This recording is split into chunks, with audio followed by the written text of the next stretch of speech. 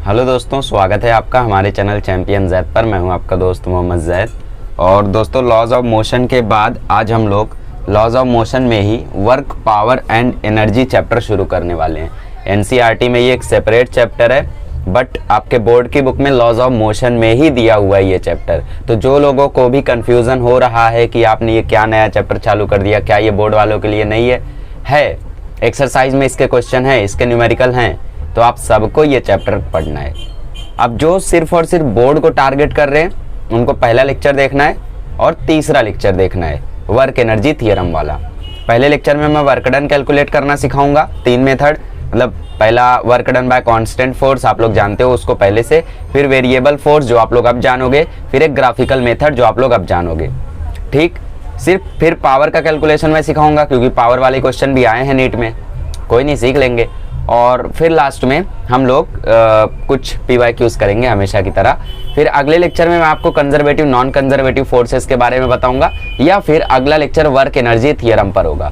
तो work energy theorem आपकी board की बुक में दिया हुआ है, बहुत ही शॉर्ट में, उसके ऊपर न्यूमेरिकल पीछे नहीं दिए हुए एक्सरसाइज में, बट फिर भी आपको समझना है उसे। बाकी equilibrium, conservation of mechanical energy, जितने भी बाकी कंसेप्ट है वो कंसेप्ट आपको नहीं पढ़ने हैं बोर्ड वालों को। ठीक है, तो बोर्ड वालों को सिर्फ ये लेक्चर और वर्क एनर्जी थियरम वाला लेक्चर देखना है, बाकी पढ़ना है तो पूरा पढ़ सकते हो, मैं नहीं रोकूंगा।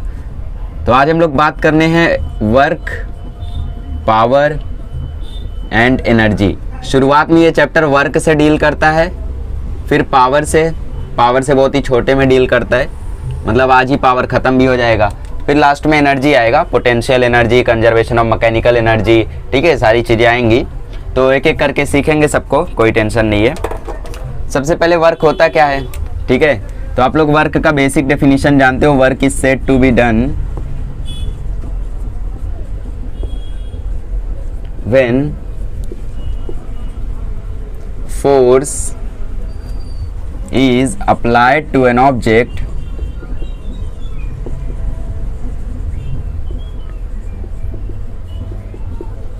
and it displaces from one place to another place, या फिर one point to another point, या फिर डायरेक्टली लिख सकते हो एंड डिस्प्लेसमेंट अकर्स। मतलब जब भी आप लोग किसी ऑब्जेक्ट पर फोर्स अप्लाई करते हो और वो एक पॉइंट से दूसरे पॉइंट में डिस्प्लेस होता है, मतलब उसमें डिस्प्लेसमेंट आती है, तो याद रखो वहीं पर वर्क होता है। ये बेसिक डेफिनेशन है जो हम लोगों ने 9th में सीखा था, बट अब आप बड़े हो गए हो तो आपको अब एक नई डेफिनेशन भी पढ़नी होगी, मार्कर। ठीक है, नई डेफिनेशन क्या है? नई डेफिनेशन है work is the dot product of force and displacement. Work is the dot product of force and displacement, force and displacement, ये है एक्चुअल डेफिनेशन वर्क की।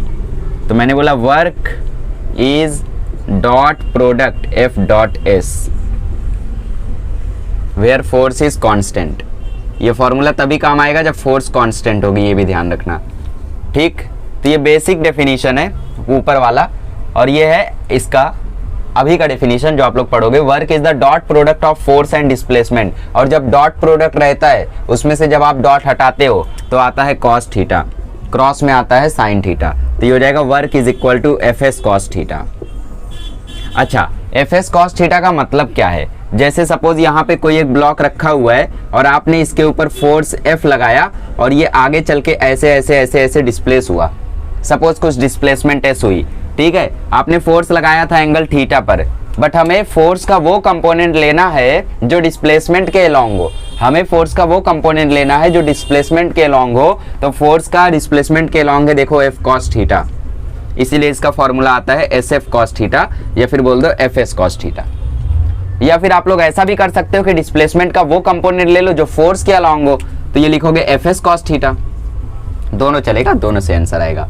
तो ये समझ में आया कॉस थीटा क्यों आता है? क्योंकि हम लोग फोर्स का वो कंपोनेंट लेते हैं जो डिस्प्लेसमेंट के डायरेक्शन में है, या फिर डिस्प्लेसमेंट का हम वो कंपोनेंट लेते हैं जो फोर्स के डायरेक्शन में है। तो इसीलिए वर्क डन को हम बोलते हैं FS cos थीटा, और ये है डॉट प्रोडक्ट फोर्स और डिस्प्लेसमेंट का। ठीक है, इतनी बातें हो गई। अब क्या, वर्क का यूनिट क्या होता है? वर्क का यूनिट होता है जूल पर सेकंड।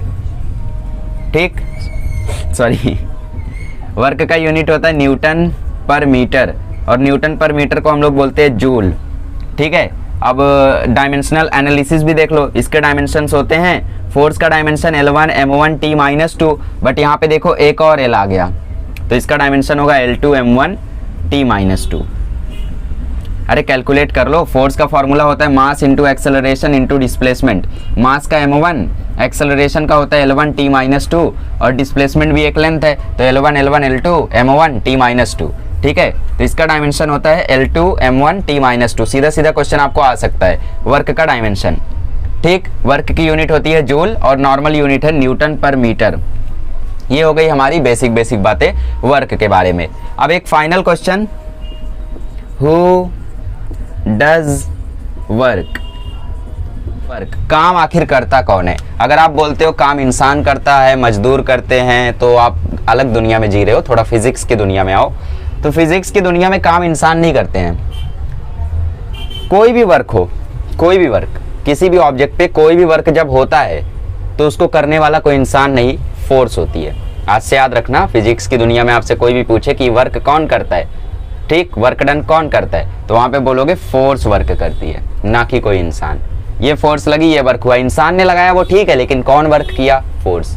इंसान कितनी भी फोर्स लगा ले, अगर वो फोर्स अपना वर्क ही नहीं करेगा तो कैसे काम चलेगा, है ना? तो फोर्स काम करना चाहिए। तो आज से याद रखना, काम कौन करता है? फोर्स, इंसान काम नहीं करता है। ये वर्क का डायमेंशन, ये वर्क का फॉर्मूला, ऐसा फॉर्मूला क्यों आया मैंने फेल भी करा दिया, ये बेसिक डेफिनेशन, ये चीजें, इतनी चीजों को नोट कर लो, और फिर इसके बाद हम लोग इसके ऊपर 2-3 न्यूमेरिकल करते हैं ताकि आपका कंसेप्ट धीरे धीरे क्लियर हो। सबसे पहले हम लोग ये फॉर्मूला यूज करके न्यूमेरिकल करेंगे जहां पे फोर्स कांस्टेंट होगी, फिर धीरे धीरे हम लोग लेवल बढ़ाएंगे, वेरिएबल फोर्स पे जाएंगे, और वेरिएबल फोर्स में भी उनको हार्ड लगे जिनको इंटीग्रेशन अच्छे से नहीं आता है। फिर लास्ट में हम लोग सीखेंगे ग्राफिकल मेथड, और पावर को भी हम लोग सीखेंगे।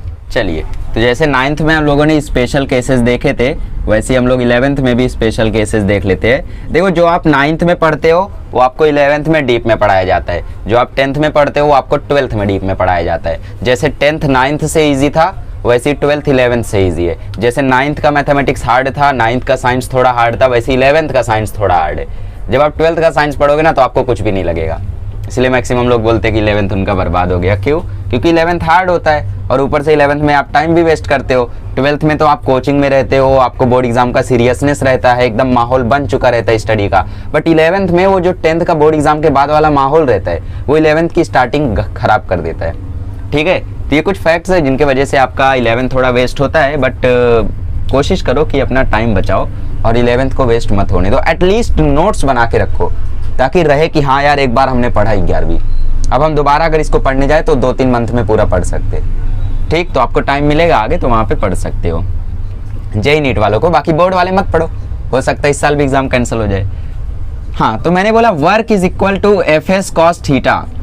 अब अलग अलग एंगल्स पे हो सकता है वर्क, तो हम लोग मान लेते हैं कि angle between force and displacement, अगर थीटा 0 डिग्री है, 0 डिग्री का मतलब क्या होता है कि आप लोग जहां पे फोर्स लगा रहे हो वहीं पे डिस्प्लेसमेंट भी हो रहा है। जैसे ये ब्लॉक है, ये ब्लॉक पे आपने नीचे की तरफ फोर्स F लगाया, ठीक, नीचे से आपने फोर्स लगाया और नीचे से ही डिस्प्लेसमेंट भी हो रहा है, तो फोर्स और डिस्प्लेसमेंट दोनों एक ही साइड है, तो एंगल 0 डिग्री होगा। तो ऐसे हालात में वर्क होगा FS cos 0, और cos 0 की वैल्यू होती है 1, तो वर्क आया FS। अगर थीटा 90 डिग्री होगा, मतलब आप फोर्स लगाओ ऊपर की तरफ और ब्लॉक जाए आगे की तरफ, देखा है ऐसा कभी? शायद दिखाऊंगा अभी। ठीक है, ग्रेविटी का वर्क होता है ऐसे, नॉर्मल रिएक्शन का भी वर्क होता है ऐसे। अगर नॉर्मल रिएक्शन की हम लोग बात करें तो नॉर्मल रिएक्शन परपेंडिकुलर लगता है, ठीक है, बट फिर भी डिस्प्लेसमेंट आगे की तरफ होता है। अभी न्यूमेरिकल कराऊंगा तो आपको पता चलेगा।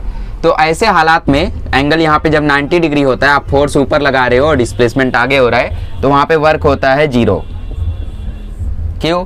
अरे वर्क होगा FS cos 90 और cos 90 होता है 0, तो 0 से मल्टीप्लाई होके दोनों हो गए 0। अब अगर थीटा 180 डिग्री है तो मतलब ये ब्लॉक रखा हुआ है, ब्लॉक आगे जा रहा है, डिस्प्लेसमेंट आगे हो रही है, तो फ्रिक्शन पीछे लग रहा होगा, है ना, आपने कोई फोर्स लगाई जिसकी वजह से ब्लॉक आगे जा रहा है, बट फ्रिक्शन फोर्स भी तो पीछे लग रही है, वो वाला फोर्स तो पॉजिटिव वर्क करेगा, लेकिन ये फ्रिक्शन उसको ब्लॉक को रोकना चाहता है बट फ्रिक्शन उसको रोक नहीं पा रहा है। तो फ्रिक्शन पीछे, डिस्प्लेसमेंट आगे, तो एंटी पैरेलल हो गए, तो एंगल हो गया वहां पे 180 डिग्री। और ऐसे हालात में वर्क होता है -Fs, क्योंकि cos 180 की वैल्यू होती है -1। क्या होती है cos 180 की वैल्यू? -1। तो ये स्पेशल केसेस हो गए आपके, इनको अच्छे से समझ लो और फिर इसके बाद हम लोग न्यूमेरिकल को करना शुरू करते हैं। आज याद है मैंने कुछ दिन पहले आपको कंस्ट्रेंट मोशन में बताया था कि टेंशन फोर्स से जो टोटल वर्क डन होता है वो 0 होता है। आज मैं प्रूफ करके दिखाऊंगा कि टेंशन फोर्स से टोटल वर्क डन 0 भी होता है। ठीक है, मतलब सारे जितने भी टाइप के क्वेश्चन आपके आ सकते हैं सबको कवर करेंगे और जितने आए हैं उनको सॉल्व भी करेंगे। चलिए, तो वर्क हमने देख लिया, अब देखते हैं पावर। पावर होता है, actually power is work done per unit time.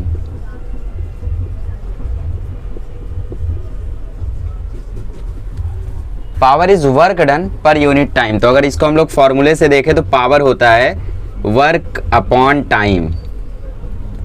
ठीक है, अभी फैंसी तरीके से भी इस फॉर्मूले को कैसे लिख सकते हो वो भी बताता हूं।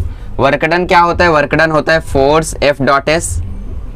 अच्छा, S बाय T क्या होता है? Displacement upon time. Displacement upon time होता है वेलोसिटी। तो पावर का फॉर्मूला होता है vector F vector V, force into velocity. ये होता है पावर का फॉर्मूला। वर्क का फॉर्मूला क्या था? Vector F vector S।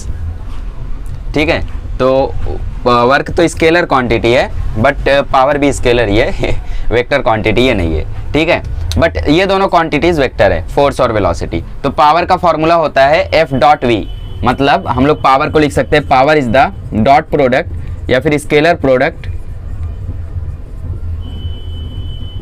Of force and velocity, दोनों डेफिनेशन चलेगा।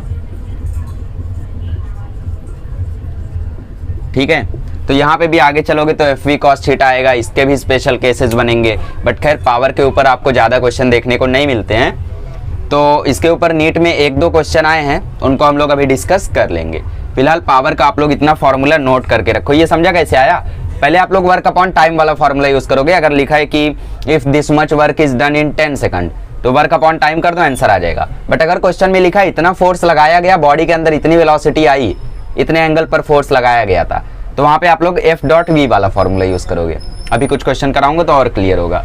ठीक है, चलिए वर्क के कुछ न्यूमेरिकल शुरू करते हैं। अभी कुछ लोग पावर का यूनिट और डायमेंशन पूछ रहे हैं, तो पावर का यूनिट देखो होता है जूल पर सेकंड, और जूल पर सेकंड को हम लोग लिखते हैं वॉट। ये चीजें आपको करंट इलेक्ट्रिसिटी में लास्ट ईयर अच्छा नहीं पढ़े थे। ठीक है, डायमेंशन होता है, अब डायमेंशन आप लोग कैसे निकालोगे? वर्क का डायमेंशन क्या था उसको टाइम से डिवाइड कर दो। वर्क का डायमेंशन था L2 M1 T-3 T-2 और नीचे T, तो ये T ऊपर जाएगा तो डायमेंशन इसका आ जाएगा L2 M1 T-3। तो ये डायमेंशन वगैरह का ध्यान रखा करो, इन सभी चीज़ों को भूल मत जाया करो, क्योंकि ये चीज़ें कभी आपको नीट में सीधे सीधे आंसर दे देंगी। जैसे स्ट्रेस वाला देखो सीधा क्वेश्चन आया था, dimension of stress is dash NEET 2020 में, तो वो सारी चीज़ें मत भूला करो। ठीक है, तो कोई भी क्वेश्चन कर लेते एक। चलो ठीक है, एक सरफेस है, इस सरफेस पे फोर्स लगी 20 न्यूटन की, और ये ब्लॉक जो था, इस ब्लॉक का मास था 5 kg, और साथ ही में ठीक है, चलो मान लेते हैं ये ब्लॉक आगे गया 3 मीटर और कोएफिशिएंट ऑफ फ्रिक्शन है 0.1 या 0.2। तो आपको पता करना है कैलकुलेट, ये फोर्स F है, calculate work done by friction and force F, work done bye F and F, दोनों F में फर्क है, ध्यान से देख लो, 0.2।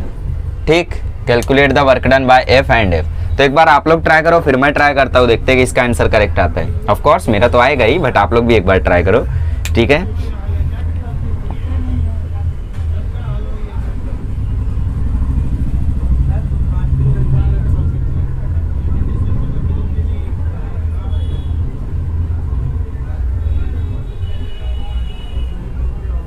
आया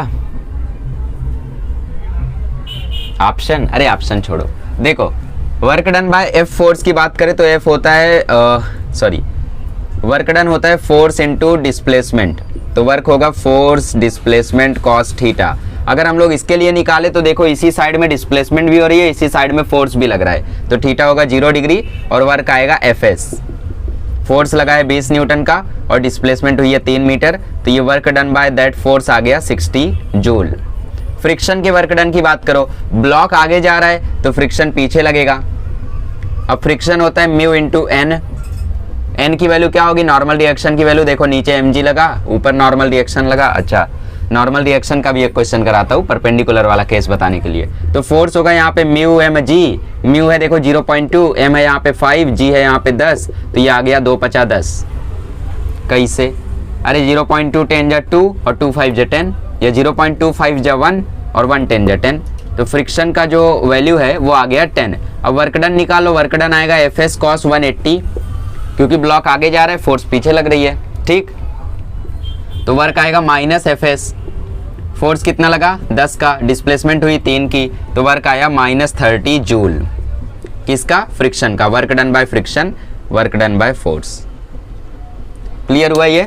चलो आगे बढ़ते हैं और नॉर्मल रिएक्शन वाला भी करते हैं। चलिए तो एक और क्वेश्चन लेते हैं, अब की बार नॉर्मल रिएक्शन के लिए सेम क्वेश्चन लेते हैं। 2 kg का ब्लॉक है, 10 न्यूटन फोर्स लगा, आपको पता करना है फाइंड द, और ब्लॉक आगे गया 10 मीटर और 10 मीटर आगे जाके सपोज यहाँ पे रुका हुआ है, ठीक, आपको पता करना है find the work done bye G and N। Normal reaction और ग्रेविटी ने क्या वर्क किया यहाँ पे वो आपको पता करना है, ठीक है। तो नॉर्मल रिएक्शन किधर लगेगा, ऊपर, तो वर्क डन होगा फोर्स डिस्प्लेसमेंट, तो वर्क डन होगा फोर्स डिस्प्लेसमेंट कॉस थीटा। देखो नॉर्मल रिएक्शन ऊपर लग रहा है, डिस्प्लेसमेंट आगे हो रहा है, तो normal reaction into 10 into cos 90, तो work done by normal reaction आ गया 0। ग्रेविटी नीचे लगेगी mg, बट ब्लॉक तो आगे जा रहा है, ग्रेविटी नीचे ब्लॉक आगे, तो फिर से work done is equal to F dot S, work done is equal to F S cos 90, तो फिर से आ गया 0। अरे ग्रेविटी नीचे लग रही है, ब्लॉक आगे जा रहा है, तो 90 डिग्री का एंगल बना रहा है ना, तो वर्क डन तो 0 आएगा, किसके द्वारा, ग्रेविटी के द्वारा। और नॉर्मल रिएक्शन की बात करें तो वो भी 0 आएगा, क्योंकि नॉर्मल रिएक्शन ऊपर लग रहा है और ब्लॉक आगे जा रहा है। तो ये सारे केसेस का ध्यान रखना, आपको ऑप्शन में दे देगा कि 10 10 जा 100 100 50 20 0, तो ज़्यादा से ज़्यादा लोग वहाँ पे 10 10 जा 100 करके आंसर मार देंगे। क्यों, क्योंकि फोर्स आगे है, डिस्प्लेसमेंट भी देखो आगे है, तो आंसर आ गया। ये फोर्स आगे है लेकिन नॉर्मल रिएक्शन और ग्रेविटी की बात कर रहा है वो, नॉर्मल रिएक्शन ऊपर है, ग्रेविटी नीचे है, ठीक है, कंफ्यूज मत हो। तो ये सारे केसेस का ध्यान रखना। अब एक और देखते हैं जहां पे आप लोगों को ये पता चल जाएगा कि हमेशा Fs cos थीटा आए, ये जरूरी नहीं है, वो केस देखते हैं अब, ठीक है। तो अब वो केस भी मैं आपको दिखा देता हूँ। सपोज ये हमारा इंक्लाइंड प्लेन है और इस इंक्लाइंड प्लेन पर एक ब्लॉक रखा हुआ है मास m का, और इस ब्लॉक ने यहाँ से यहाँ तक डिस्टेंस कवर्ड की L, तो आपको बताना है calculate work done by gravitational force. Gravitational force बोले तो G,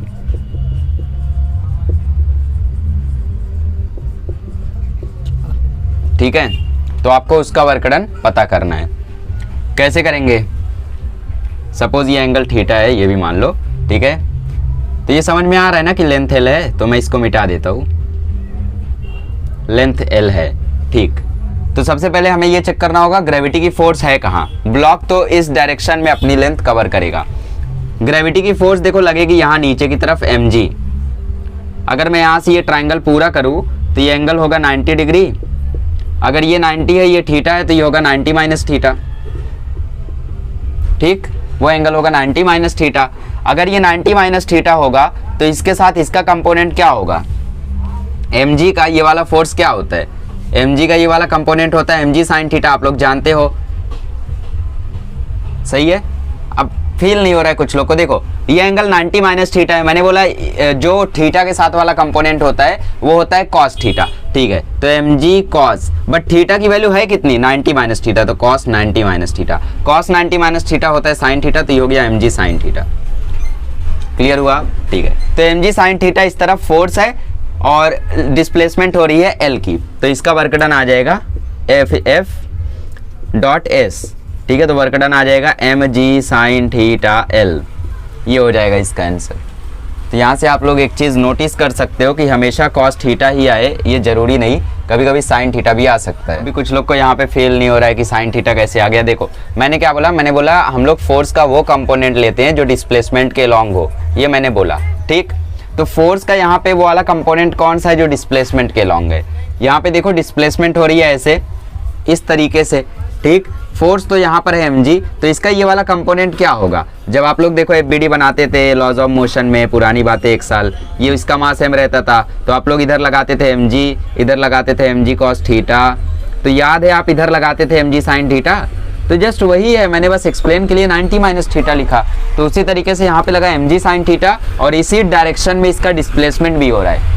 तो F डॉट एस का असली मतलब ये होता है कि हमें फोर्स का वो कंपोनेंट लेना है जो डिस्प्लेसमेंट के लॉन्ग है, या फिर डिस्प्लेसमेंट का वो कंपोनेंट लेना है जो फोर्स के लॉन्ग है। तो यहाँ पे mg sin theta into L इस तरीके से आया, ठीक है। तो कंफ्यूज नहीं होने का उन चीज़ों को लेके, हल्के कंसेप्ट है। तो इसको आप लोग ऐसा भी लिख सकते हो, work is equal to mgl sin theta.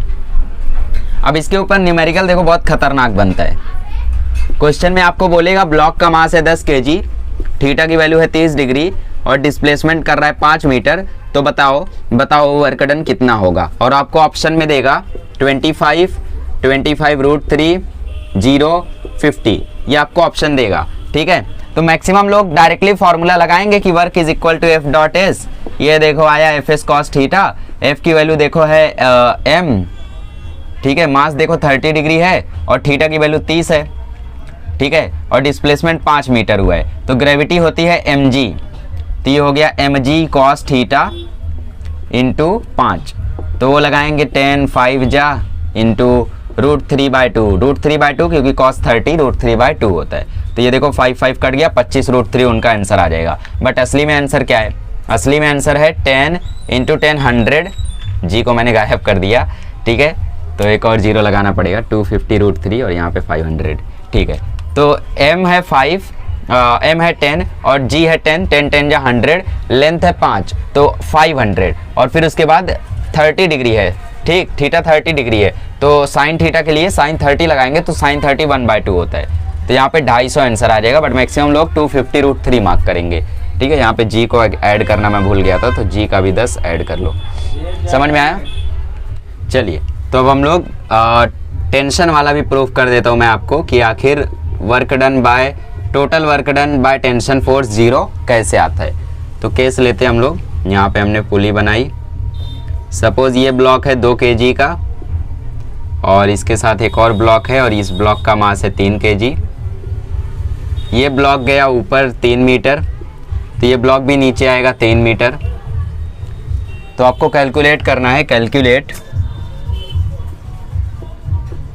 Work done by G and T,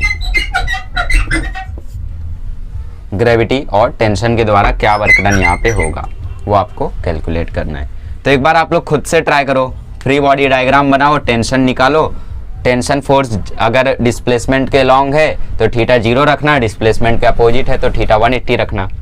solve करो, देखो आएगा आंसर।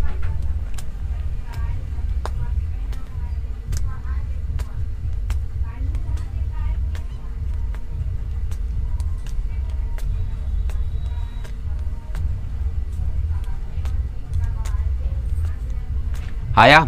चलो देखते हैं। तो देखो इसमें नीचे फोर्स लगेगा 2g, इसमें नीचे फोर्स लगेगा 3g, इसमें ऊपर लगेगी टेंशन, इसमें भी ऊपर लगेगी टेंशन। नीचे कौन जाएगा? नीचे 3 kg वाला जाएगा क्योंकि इसमें फोर्स ज़्यादा है, बाकी पुली उली फ्रिक्शनलेस है, ठीक है।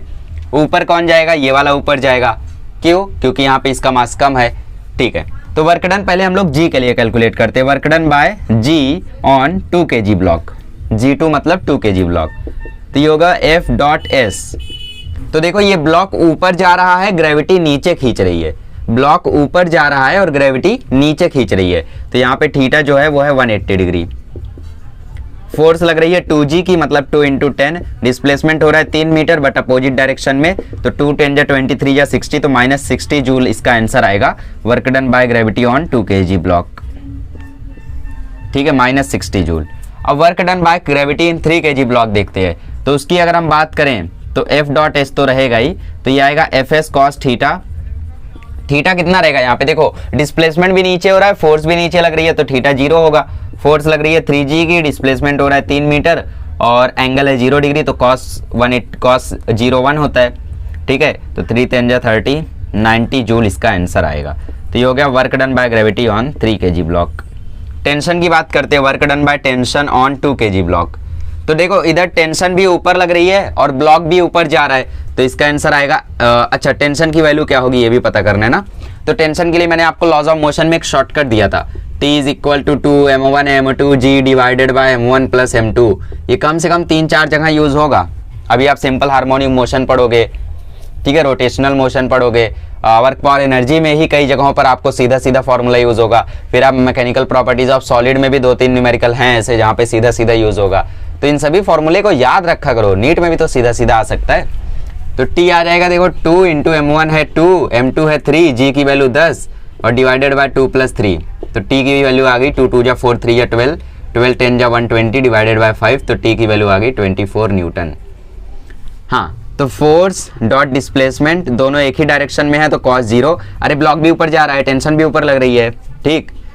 तो F कितना लगा 24, डिस्प्लेसमेंट हुआ 3 और cos 0 होता है 1। तो work done by tension on 2 kg block आ गया 72 जूल। अब work done by tension on 3 kg block देखते हैं। तो यहाँ पे देखो टेंशन ऊपर लग रही है, ब्लॉक नीचे गया है, तो अब की बार आएगा एफ एस कॉस 180। टेंशन की वैल्यू तो वही होगी, तो ये आएगा देखो 24, डिस्प्लेसमेंट हुई 3 की और कॉस 180 -1, तो ये आ गया -72 जूल। अच्छा, टोटल वर्क डन निकालो अब टेंशन फोर्स का।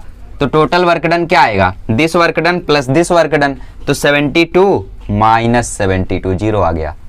ठीक है, टोटल वर्क डन अगर हम कैलकुलेट करें टोटल वर्क डन, तो ये आएगा 72 + -72, तो ये तो 0 आ गया। इसलिए मैं वो लेक्चर में बोल रहा था कि टेंशन फोर्स से net work done total work done 0 होता है। ठीक है, तो जो भी हो ये तो न्यूमेरिकल था एक टाइप का जो आपको आना चाहिए, बिकॉज ऐसा क्वेश्चन आपको पूछा जा सकता है। तो अब आप लोग कांस्टेंट फोर्स का काफ़ी कुछ जान चुके हो ऐसा मुझे लगता है। तो अब मैं आप लोगों को आई कैप जे कैप में जब फोर्स दिया हो और डिस्प्लेसमेंट हो, तो उसमें अब मैं आप लोगों को बताता हूँ कि कैसे सॉल्व करना है। ये नॉर्मल आप कांस्टेंट फोर्स वाला आप जान चुके हो, ठीक है। अच्छा, एक और चीज़ थी यहाँ पे कि इसका वर्क डन नेगेटिव आ रहा है, इसका वर्क डन नेगेटिव आ रहा है। ये नेगेटिव पॉजिटिव का मतलब क्या है, ठीक है। तो देखो वर्क डन जब आपका पॉजिटिव आता है तो इसका मतलब आप एनर्जी देते हो, ठीक है, यू गिव एनर्जी। जब वर्क डन पॉजिटिव आता है तो आप एनर्जी देते हो, जब वर्क डन नेगेटिव आता है तो यू टेक एनर्जी, आप एनर्जी लेते हो। ये इसका कंसेप्ट होता है, ठीक है। जब वर्क डन पॉजिटिव तो इसका मतलब हमने दिया एनर्जी, वी लिखना होगा, बेटर रहेगा क्योंकि मैं भी तो हूँ और जब वर्क डन नेगेटिव हुआ तो इसका मतलब हमने वहाँ से एनर्जी ली है, एनर्जी उस ऑब्जेक्ट से खुद के अंदर ली है। और जब वर्क डन पॉजिटिव हुआ इसका मतलब हमने अपनी एनर्जी उसको दी है, ठीक है। ये इसका कंसेप्ट होता है पॉजिटिव नेगेटिव का। इसका मतलब टेंशन जो 3 kg ब्लॉक पर लग रहा था ये अपनी एनर्जी इसको दे रहा था, इसीलिए नेगेटिव आया। ये 2 kg वाला ब्लॉक एनर्जी इससे एनर्जी ले रहा था इसलिए नेगेटिव आया, और ये 2 kg वाला ब्लॉक इसको एनर्जी दे रहा था इसलिए वर्क डन पॉजिटिव आया, ठीक है। तो ये भी कंसेप्ट होता है, आप लोगों को ध्यान रखना है। ऐसे ही कुल फैक्ट बता दिया, एग्जाम वगैरह में नहीं आएगा, ठीक है। तो नीट में आई कैप जे कैप पर भी क्वेश्चन आ जाते हैं, मतलब फोर्स आई कैप जे कैप में लगेगी, डिस्प्लेसमेंट भी आई कैप जे कैप में होगा, बोर्ड में भी आ जाता है कभी कभी, तो वाला कंसेप्ट भी आपको जानना जरूरी है। तो कोई भी क्वेश्चन ले लेते हैं, अगर फोर्स लगा है 3 आई कैप + 4 जे कैप -2 के कैप, इतना फोर्स लगा रहा है, एंड ऑब्जेक्ट डिस्प्लेसेस फ्रॉम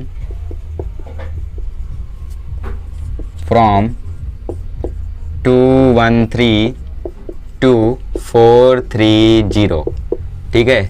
यहां से यहां वो ऑब्जेक्ट डिस्प्लेस होता है, तो आपको पता करना है फाइंड वर्क डन। यहाँ पे एक और चीज आपको लिख कर देगी कि all units are in SI unit, ठीक है, all quantities are in SI units, मतलब वर्क जूल में रहेगा, ये सब मीटर में रहेगा, तो आप फाइनल आंसर भी जूल में लिख पाओगे। फोर्स न्यूटन और ये सब मीटर में, तो फाइनल आंसर भी आपका जूल में रहेगा, ठीक है।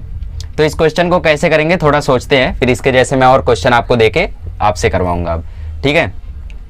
तो मतलब पहले ऑब्जेक्ट यहाँ पर था। अच्छा, इसका मतलब क्या है, 3 कोऑर्डिनेट मतलब वो 3 एक्सिस से है, तो ये 2i cap plus j cap plus 3k cap है इसका मतलब। ठीक है, ये हो गया डिस्प्लेसमेंट वेक्टर r1 और ये हो गया पोजीशन वेक्टर r2।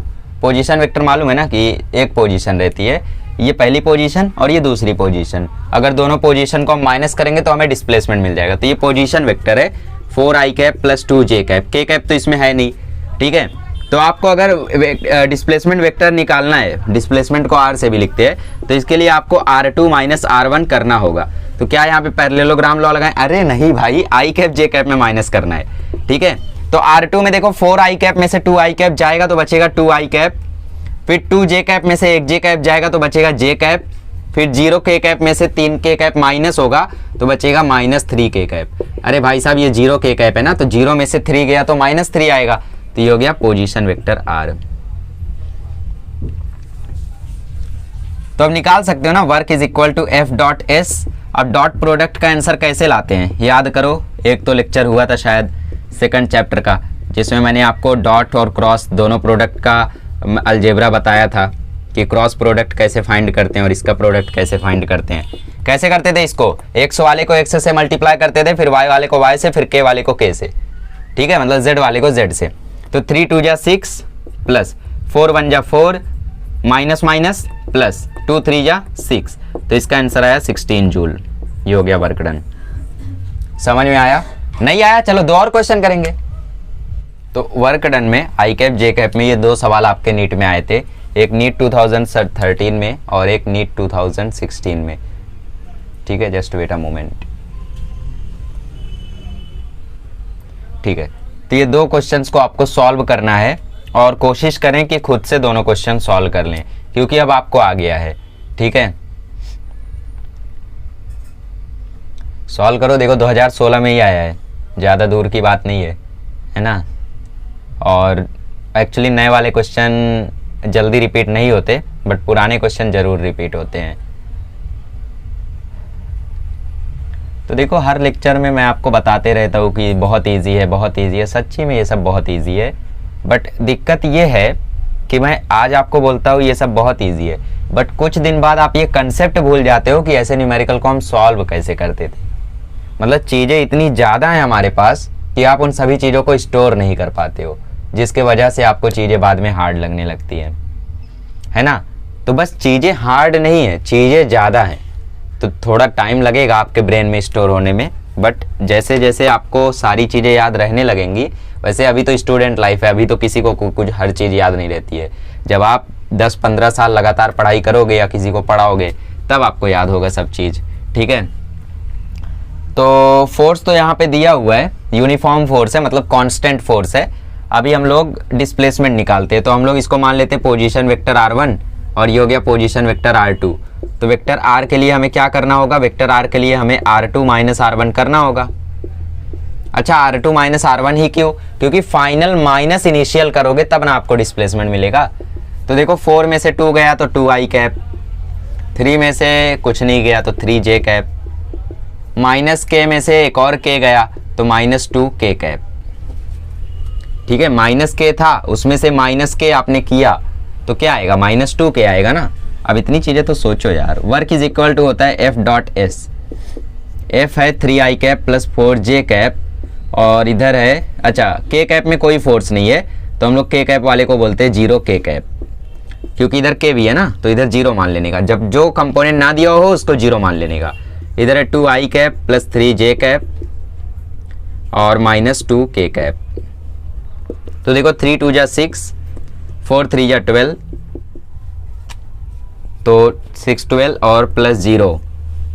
अच्छा ये देखो j कैप है सिर्फ, तो 1 3 जा 3 आएगा यहाँ पे, तो 6 प्लस 3 प्लस 0 ये आ गया 9 जूल्स। तो ऑप्शन सी आपका करेक्ट है।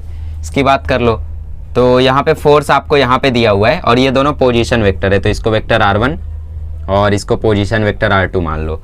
तो वेक्टर r कैसे निकालोगे, r2 माइनस r1 4j में से, तो यहाँ पे देखो i कैप का कंपोनेंट नहीं है, तो बेटर ये रहता है कि आप लोग 0i कैप करके लिख लो ताकि कंफ्यूजन ना हो।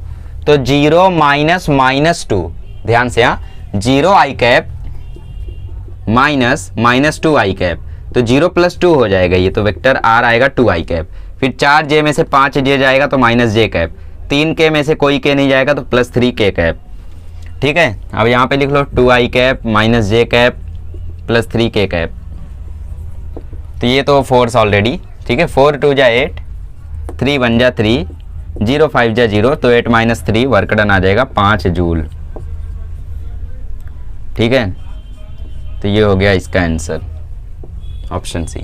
तो आई होप आप लोगों को अब इस टाइप के क्वेश्चन क्लियर हो गए हैं। अब इसकी और प्रैक्टिस करना चाहते हो तो निकालो अपने कोचिंग मटेरियल्स। चलिए अब थोड़े हार्ड क्वेश्चन ले लेते। पहला तो बहुत हलवा है, पावर का फॉर्मूला लगाओ सीधा F.V और आंसर आ जाएगा। सेकंड वाला करो तो देखते हैं फिर। ठीक है, अब थोड़े हार्ड क्वेश्चन लेते हैं हम लोग। ये पहला हार्ड क्वेश्चन है, इसके बाद एक और हार्ड क्वेश्चन आएगा, और फिर ग्राफ वाले तो एकदम हलवा होते हैं, उनसे तो क्या ही बोले।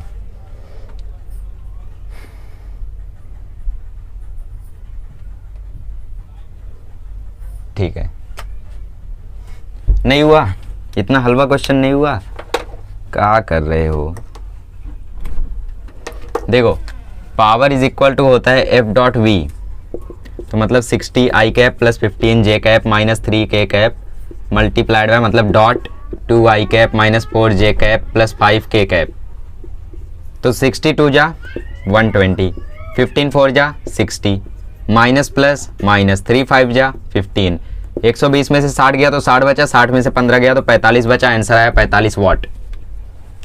चलो फालतू क्वेश्चन था, इसकी बात करते हैं। अच्छा ये क्वेश्चन बहुत ही मज़ेदार है, कोई नहीं कर पाया होगा, शायद किसी ने किया तो कमेंट कर दो।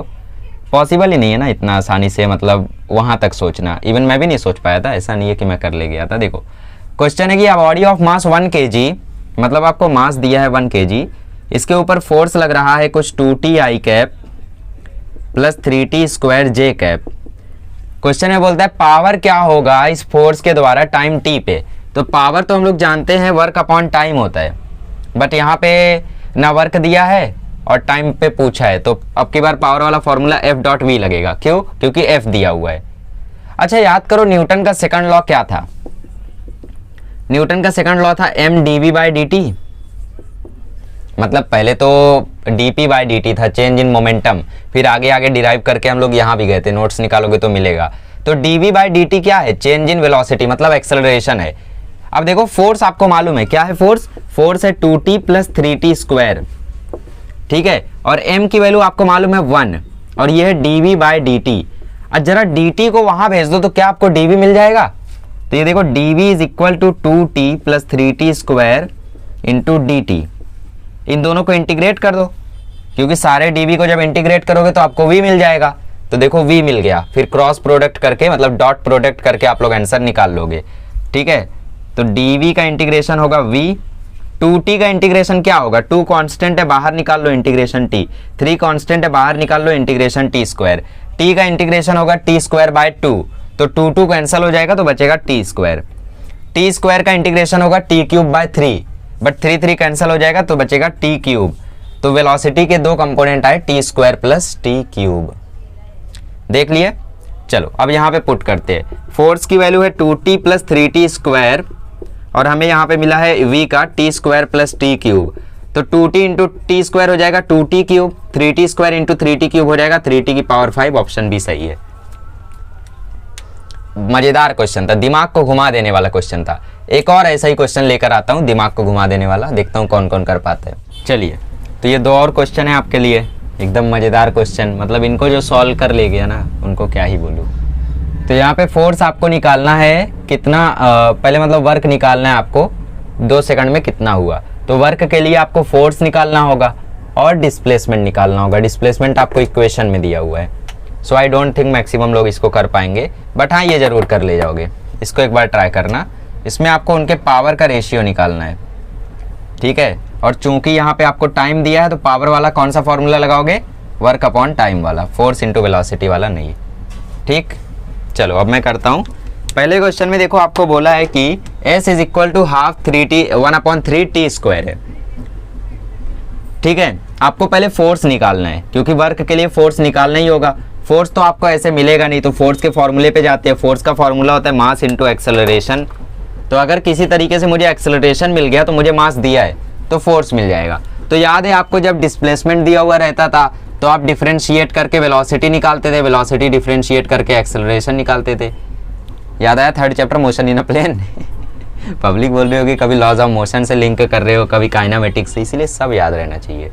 तुम्हें नीट ईजी लगता है? हाँ है ईजी, बट सारे कंसेप्ट याद रहें तो ठीक है।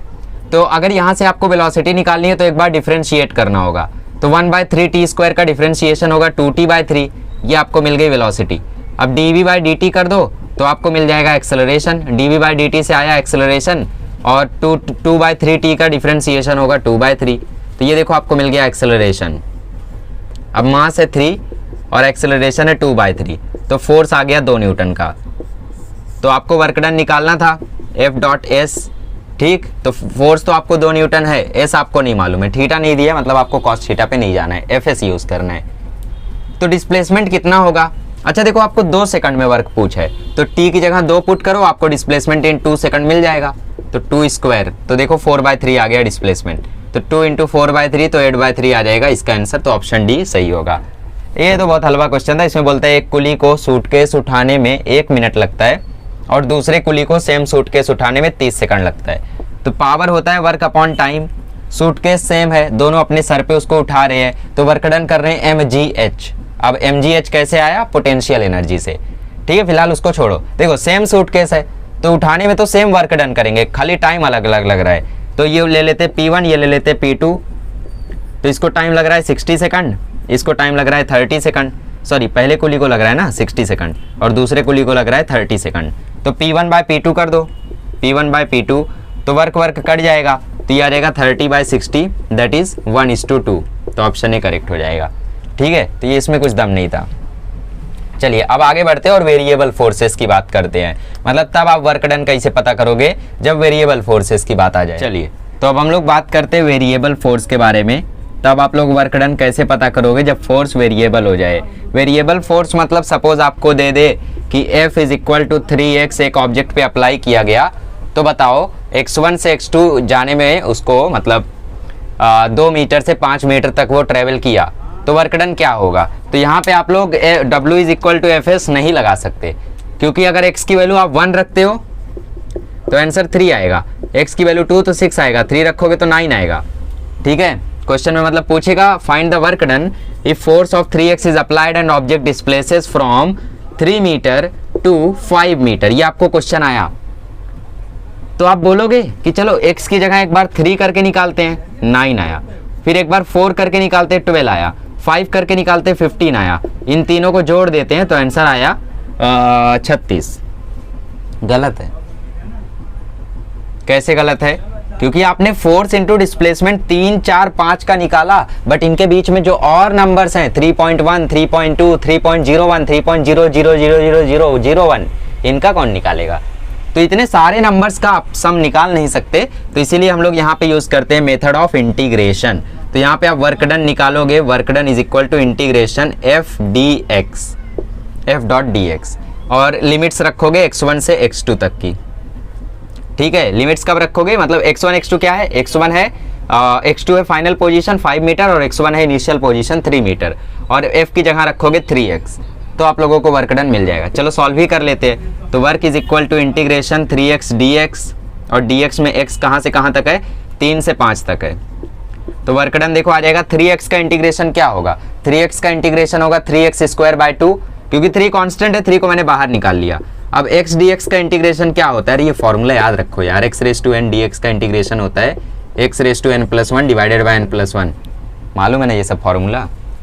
तो ये देखो आ जाएगा आपका 3, 5 और ये आ गया देखो x²/2, ठीक है। अब लिमिट्स कहाँ से कहाँ तक है? 3 से 5 तक, तो पहले 5 रखो x की जगह, तो वर्क आ जाएगा देखो 3, इधर आएगा 5²/2, फिर माइनस x की जगह 3 रखो तो 3²/2, 5 का स्क्वायर 25, 25 में से 9 गया तो 16, तो ये आ गया 3 × 16/2, तो ये देखो आ गया 8, तो ये आंसर आया आपका 3×8=24 जूल। इंटीग्रेशन से आपको सॉल्व करना रहेगा। कभी कभी सेम क्वेश्चन आपको ऐसे पूछा जा सकता है कि हमें ग्राफ दिया गया है, इधर फोर्स है और इधर डिस्प्लेसमेंट है, 10 न्यूटन का फोर्स लगा और ऑब्जेक्ट का डिस्प्लेसमेंट ऐसा हो रहा है, ठीक है। तो आपको अगर ऐसा क्वेश्चन आ गया तो आप लोग क्या करोगे? Work done is equal to करोगे area under curve, area under curve. Area under graph आप निकाल लोगे तो आपको वर्क डन मिल जाएगा। मतलब फोर्स और डिस्प्लेसमेंट के बीच का जो आपको एरिया रहेगा ग्राफ में, वही आपका वर्क डन होगा। समझ में आया? फोर्स और डिस्प्लेसमेंट के बीच का जो आपको ग्राफ दिया रहेगा उसका एरिया निकाल लेना, चाहे वो ट्रायंगल हो, ट्रेपेजियम हो, रोम्बस हो, पैरेललोग्राम हो, उसका एरिया निकाल लो, आंसर आ जाएगा। सपोज ग्राफ ना देके ऐसा दे दिया तो इंटीग्रेशन कर दो, देखो कैसा किया मैंने। ठीक है, अब इंटीग्रेशन के और क्वेश्चन आए हैं आपकी बोर्ड की बुक में भी हैं, तो उनको मैं सॉल्व कराऊंगा, उसका टेंशन मत लो। फिलहाल ये क्वेश्चन एक सॉल्व करते हैं हम लोग, वर्क वाला। ठीक है, मतलब एरिया अंडर कर्व वाला। ठीक है, ग्राफ वाला कैसे करोगे समझ में आया? ग्राफ का आप एरिया निकाल देना, आपको वर्क डन मिल जाएगा, टोटल एरिया अंडर कर्व। चलिए, तो 3 लीजेंडरी क्वेश्चन आपके सामने हैं। तो ये क्वेश्चन है नीट 2005 का, ये क्वेश्चन है नीट 2010 या 11 या कहीं आसपास का ही है, नीट का ही है ये। और ये क्वेश्चन है आपकी बोर्ड की बुक का। और एक कूल फैक्ट बताता हूँ, बोर्ड की बुक का सवाल नीट के सवाल से ज़्यादा हार्ड है। क्यों? मुझे तो सेम दिख रहा है, करके देख लो, हो सकता है आप दोनों का आंसर सही लाओ बट उसका गलत ले आओ। ठीक है, अगर आप एक चीज़ नोटिस नहीं करोगे। ठीक है, याद रखना, work done is area under F) graph. ठीक है, work done is area under F) graph whenever we talk about graph. तो फटाफट निकालते हैं ना, मैथमेटिक्स है सब, कुछ फिजिक्स नहीं है। क्या करना है आपको? 0 से 6 मीटर, मतलब यहाँ से यहाँ तक का पूरा एरिया आपको पता करना है कर्व के अंडर का। तो ये ट्राइंगल है और ये स्क्वायर है, या रेक्टेंगल भी बोल दो, आंसर वही आएगा। देखो, हाँ, work done is equal to area of this triangle 6 - 3, 3 इसका बेस है, 3 इसकी हाइट है, और फॉर्मूला होता है half into base into height, plus इस रेक्टेंगल का 3 लेंथ है, 3 ब्रेथ है, मतलब स्क्वायर ही है ये। तो एरिया ऑफ स्क्वायर होता है साइड स्क्वायर, तो 3 का स्क्वायर। आपने तो रेक्टेंगल बोला तो रेक्टेंगल कर दो ना, रेक्टेंगल का फॉर्मूला लेंथ इंटू ब्रेथ, तो लेंथ 3 है, ब्रेथ 3 है, वही बात हुई। ठीक है, तो ये हो गया 9/2 + 9, 9/2 मतलब 4.5, 4.5 में 9 जोड़ो तो 13.5, तो ये आ गया। देखो ऑप्शन बी, सॉरी रिकॉर्डिंग नहीं होनी। तो यहाँ पे आपको निकालना है 3 से 12 मीटर के बीच का वर्क डन कितना हुआ। तो ये जो डॉटेड लाइन का मतलब होता है, यहाँ पे आपको अवॉइड करना है, जहाँ पे डार्क लाइन है वहाँ से उसका एरिया निकालना है। ठीक है, तो 7 - 3 4 और 2 इसकी ब्रेथ, तो 4 2 जा, प्लस इस रेक्टेंगल, इस ट्राइंगल की बात करो तो हाफ इंटू बेस, देखो 12 - 7 5, और हाइट है 2, तो 2 2 कैंसिल, 4 दूनी 8, और ये बच्चा 5, तो 8 5 13 जूल इसका आ गया वर्क डन। तो ऑप्शन डी सही हुआ। इसका ऑप्शन नहीं दिया मैंने, बिकॉज बोर्ड का क्वेश्चन है, उसमें ऑप्शन था भी नहीं। इसकी बात कर लेते हैं। तो यहाँ पे आपको 3 से 5 मीटर के बीच में, मतलब इतना एरिया निकालना है सिर्फ।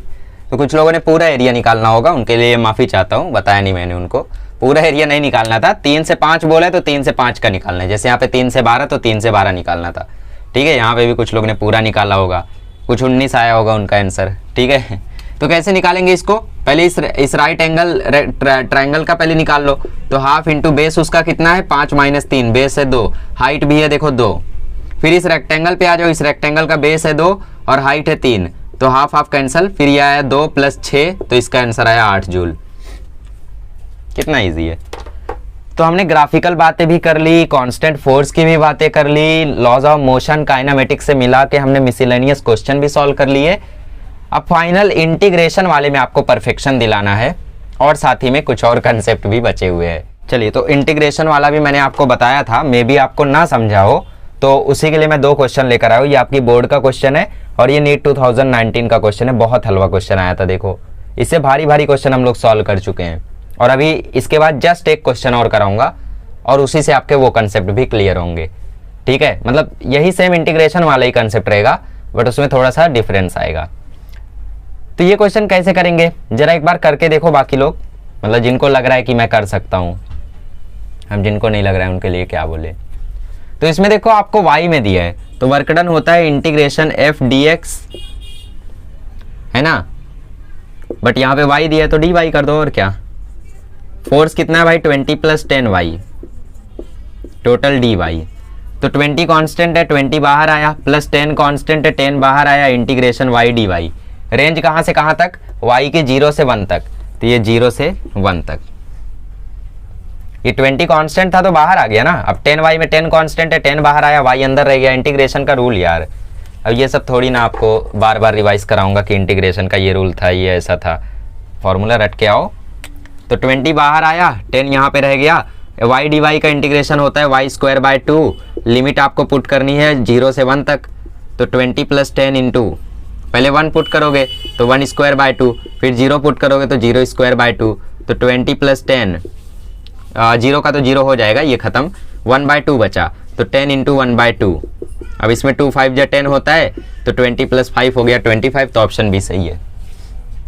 इसकी बात कर लो, इसमें देखो आपको वर्क डन होगा इंटीग्रेशन एफ डी एक्स। अच्छा देखो, कभी कभी आपको डी वाई लिखना है, कभी कभी डी एक्स लिखना है, एक ऐसा भी पॉइंट आएगा जहाँ पे आपको दोनों लिखना होगा, तो वो अगला कंसेप्ट है।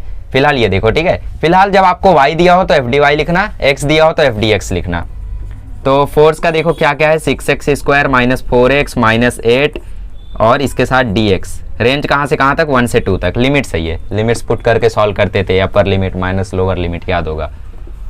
तो 6x स्क्वायर में 6 कांस्टेंट है, बाहर आया, x स्क्वायर का integration x cube by 3, limits हैं 1 से 2 तक, प्लस, अच्छा माइनस है, 4 कांस्टेंट है, बाहर आया, x का integration x square by 2, limits 1 से 2 तक, फिर 8 कांस्टेंट है, उसका कुछ इंटीग्रेशन नहीं होगा।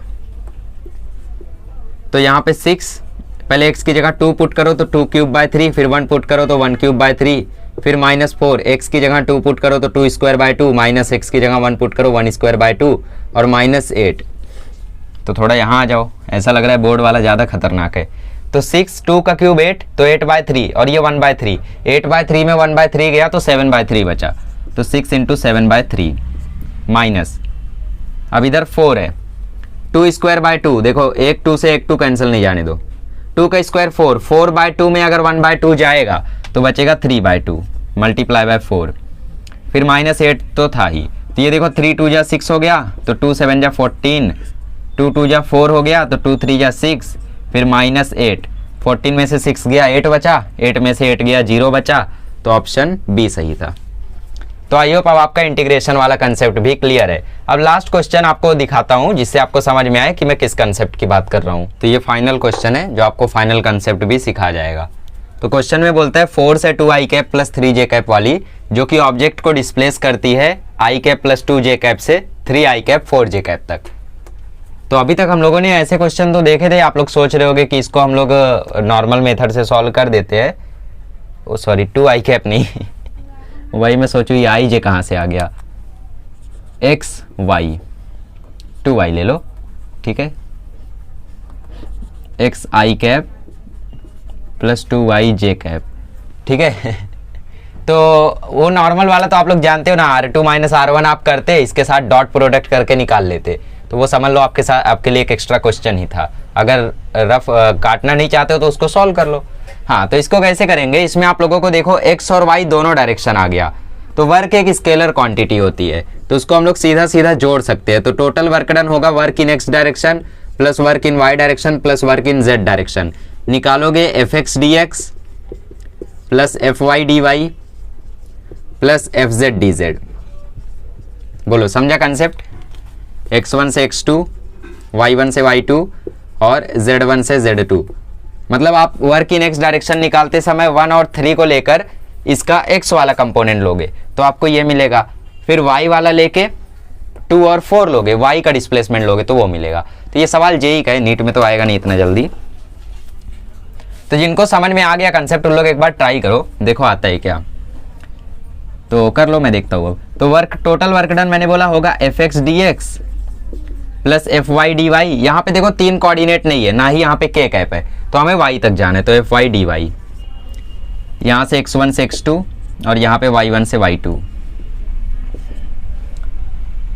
तो x वाली फोर्स कौन सी है, x मतलब i कैप, j मतलब y cap, sorry j cap मतलब y और k कैप मतलब z एक्सिस, ठीक है।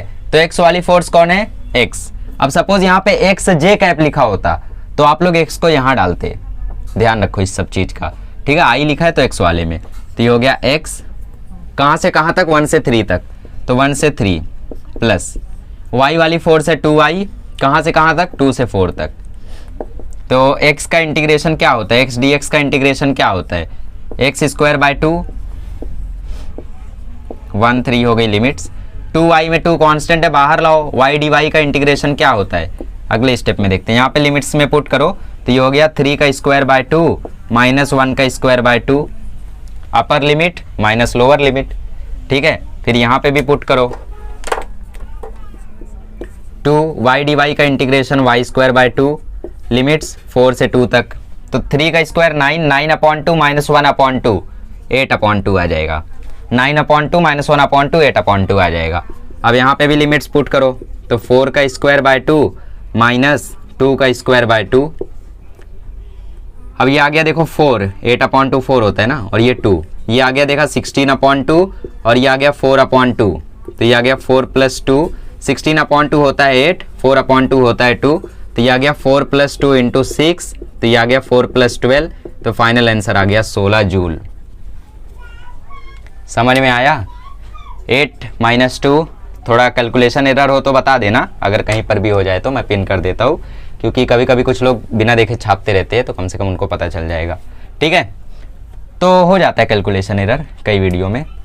तो यहाँ पे देखो कैसे किया हम लोगों ने। मैंने बोला वर्क एक स्केलर क्वांटिटी है, तो सारे वर्क को आप लोग जोड़ दो, टोटल वर्क डन मिल जाएगा। वेक्टर तो है नहीं कि आपको वेक्टर अलजेब्रा लगाना पड़ेगा। तो आपने क्या किया, एक्स डायरेक्शन का वर्क निकाला fx dx से। एक्स डायरेक्शन में वर्क डन था x और 1 से 3 तक डिस्प्लेसमेंट था तो 1 3। y डायरेक्शन में था 2y और 2 से 4 डिस्प्लेसमेंट था तो 2 4। फिर दोनों को इंटीग्रेट करके जोड़ा। आगे मैथ से, यहाँ से आगे पूरी की पूरी मैथ से, कुछ फिजिक्स नहीं है। फिजिक्स सिर्फ यहाँ तक थी, तो इंटीग्रेशन आना चाहिए। नीट वाले रो रहे हैं, तो नीट वालों एक सवाल ले लो मेरी तरफ से। अगर फोर्स लगा है 4x का और ऑब्जेक्ट डिस्प्लेस हुआ है 2 से 4 मीटर, तो कैलकुलेट कर लो वर्क डन। ये एक सवाल है मेरी तरफ से, होमवर्क। ठीक है, और बाकी आपके पास बुक वगैरह होंगी, PYQ वगैरह होंगे, तो उनको सॉल्व करो। अब यहाँ पे आपका आज का लेक्चर खत्म होता है। आज हमने पावर कैलकुलेट करना सीखा, वर्क कैलकुलेट करना सीखा। किसी भी चैनल पर आपको इतने कम टाइम में इतने सारे क्वेश्चन, इतने सारे वेराइटी नहीं मिलेंगे जितनी वेराइटीज आपको मैंने आज दी है। मतलब लगभग सब कवर हो गया। ठीक है, नीट जेई बोर्ड सब कवर हो गया आपका।